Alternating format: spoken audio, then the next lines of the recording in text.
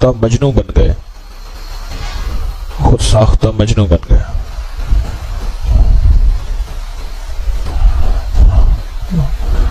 کہ ہماری بھی شہرت ہو جائے۔ جب خود ساختہ مجنوں بن گئے کہ ہماری شہرت ہو جائے، تو لیلا کے دروازے کے باہر مجنوں کی لائن لگ گئی۔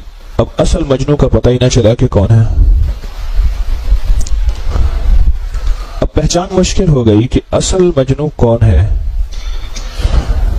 تو لونڈی نے کہا اس کی خادمہ نے لیلا کو کہ باہر تو لائن لگی ہوئی ہے، وہ ہر بندہ کہتا ہے میں مجنوں ہوں، تو یہ کیسے پہچان ہوگی؟ اس نے کہا ابھی 1 منٹ میں پتہ چل جائے گا کہ اصل مجنوں کون ہے۔ اور جتنے یہ چوری والے مجنوں ہیں سارے ایک طرف ہو جائیں گے، دیکھ تو صحیح۔ اس نے ان سے جا کے کہے کہ لیلا کہتی ہے کہ اپنے جسم کا کوئی حصہ مجھے دے دو، اپنے جسم کا کوئی حصہ دے دو، گوشت کا۔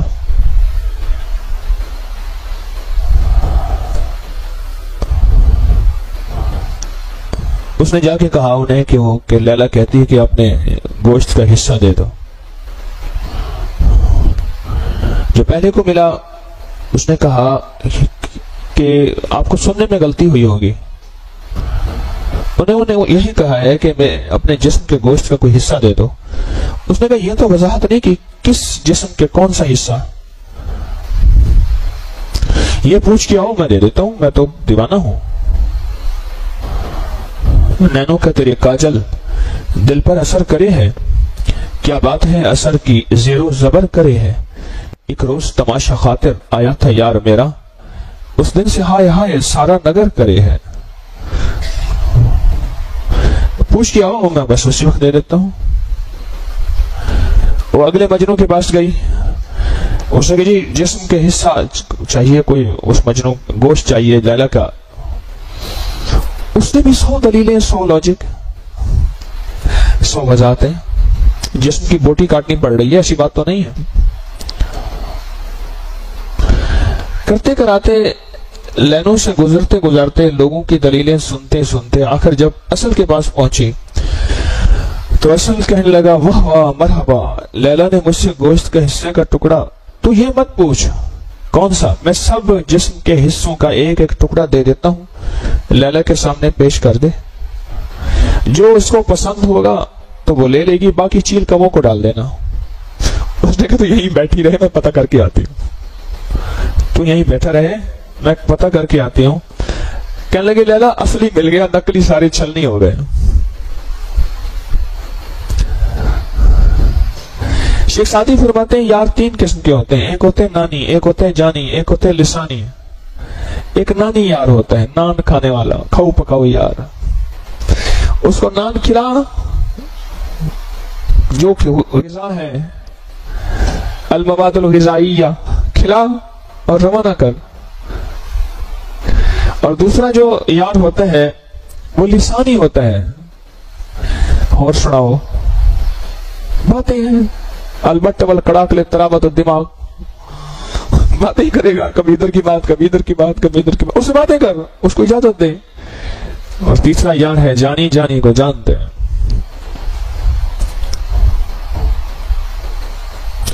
میرے رب نے سارے مجنوں میں سے جتنے مجنوں ہیں کہ مولا تجھے ماننے والے ہیں، تیری کھاتے ہیں، تجھے جانتے ہیں، اللہ نے کہا اچھا میں ذرا ان سارے مجنوں میں سے چھانٹی کرتا ہوں کہ مجھے جسم کا کوئی ایک حصہ دے دو، وہ ہے میدا، اس کو خالی رکھنا ہے، میں نے اس کو خالی رکھنا ہے۔ اور وہ یہ بھی نہیں صبح کھلاؤں گا سارا دن، شام کو کہوں گا نہ کھاؤ نہ پیو، مولا حلال تو نے کیا، تو ہم نے حلال کیا، روکا بھی تو ہم نے، ہماری مرضی ہے۔ عشق کسے کہتے ہیں؟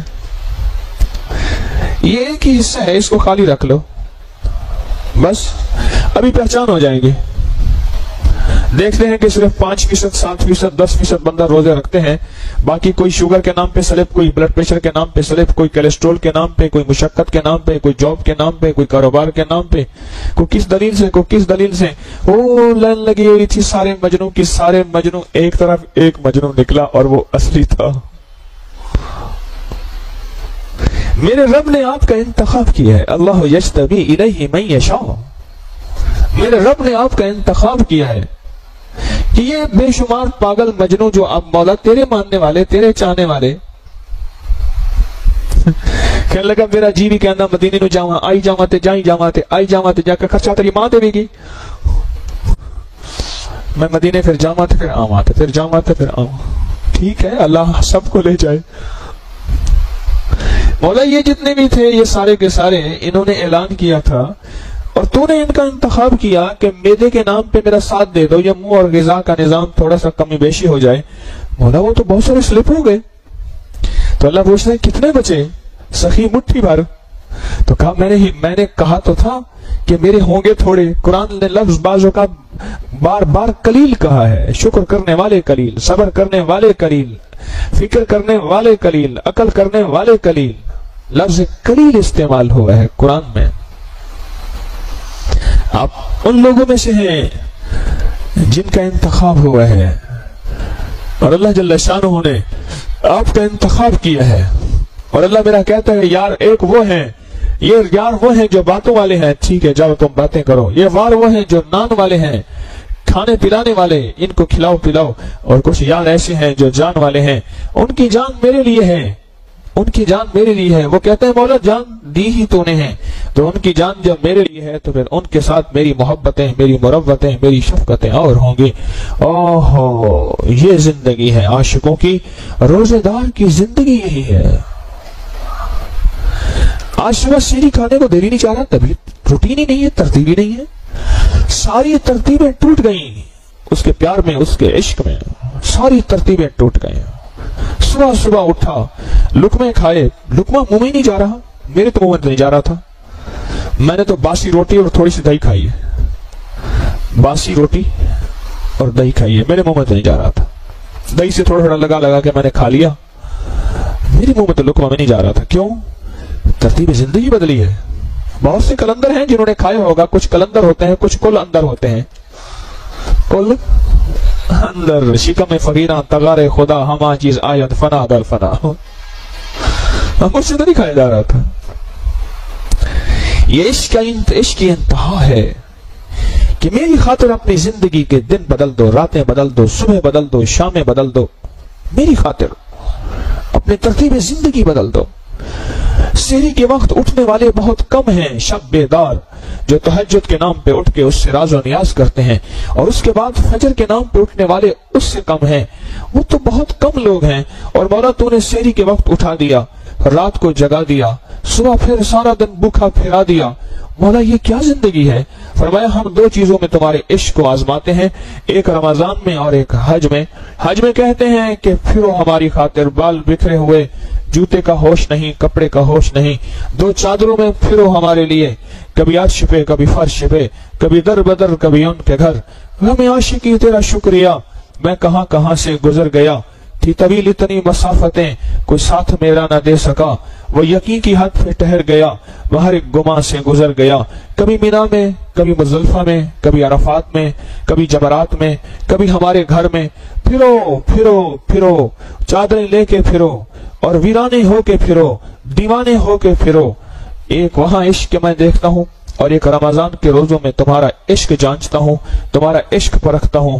تمہاری زندگی کی ساری ترتیبیں توڑ دیتا ہوں، ساری ترتیبیں توڑ دیتا ہوں، اور ساری ترتیبیں توڑ کے دیکھتا ہوں میرے ہیں یا طبیعت کے ہیں، میرے ہیں یا مزاج کے ہیں، میرے ہیں یا من کے ہیں، میرے ہیں یا تن کے ہیں. یہ دیکھتا ہوں. مولا آرزو میں خون ہو یا حسرتیں پامال ہوں، یہ ساری آرزوؤں کا خون ہو جائے اور یہ ساری حسرتیں میری ختم ہو جائیں. پر سخی آقا یہ تن ایک کیا، ایسے کئی تن ہوں تیرے نام پہ قربان.